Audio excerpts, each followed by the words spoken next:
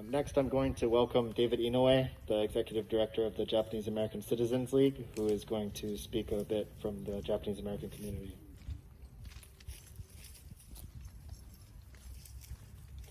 Good afternoon. Thank you, Rob.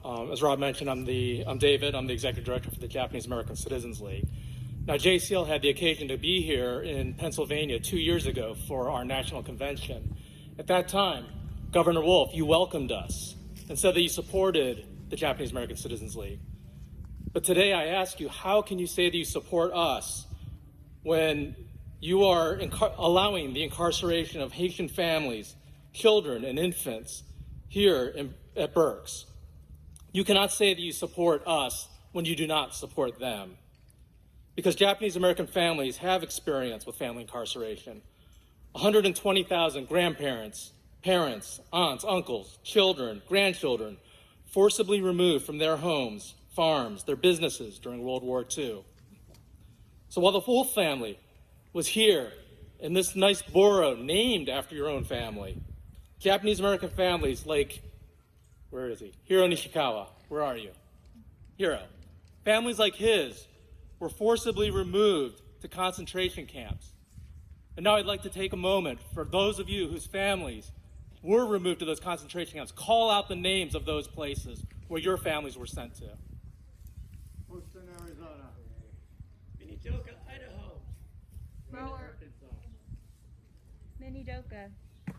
Tule Lake, Crystal City, Texas. Harmony, Puyallup. Fort Hachi, Colorado. Missoula, Montana.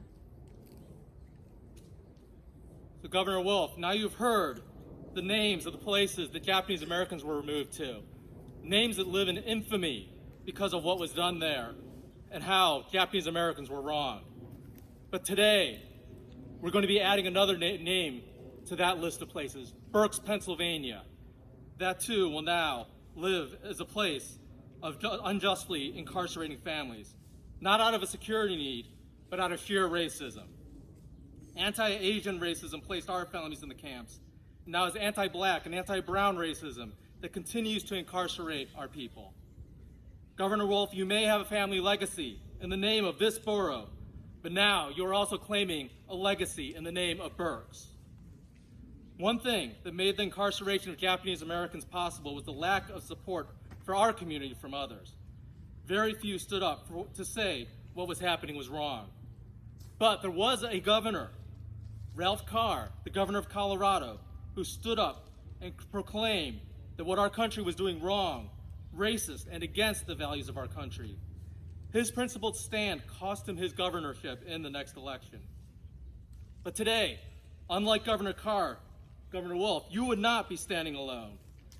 Because if there was one thing that Japanese Americans learned from our experience, it was because no one stood up for us that we were imprisoned.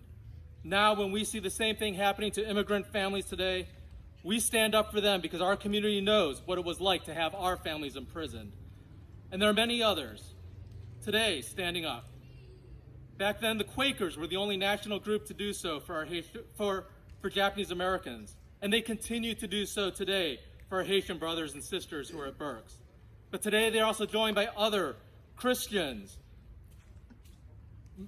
Catholics, Mennonites, Methodists, Lutheran, Episcopalian, Presbyterian, also joined by Buddhists, Muslims, Sikhs, even atheists and agnostics, people of all faiths or who don't profess faith, to declare these actions by our government as immoral. The Japanese American community today, organized as Sudo for Solidarity, has brought cranes as symbols of hope and healing for the incarcerated families.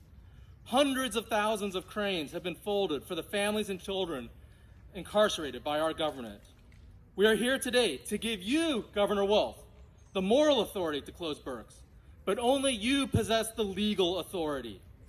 The Berks facility continues to operate in opposition to multiple Pennsylvania laws and regulations, and even in opposition to our own federal policies.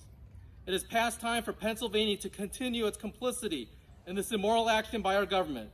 It is time to take a stand, like Governor Carr, like the Quakers who founded this state, and stand up for the 5 families being held at Berks. Don't allow your legacy as governor to be for for the name of Berks to be seared into history as a place where we again incarcerated children and families. Stand up and say no to Berks, and we need to shut it down now. Thank you.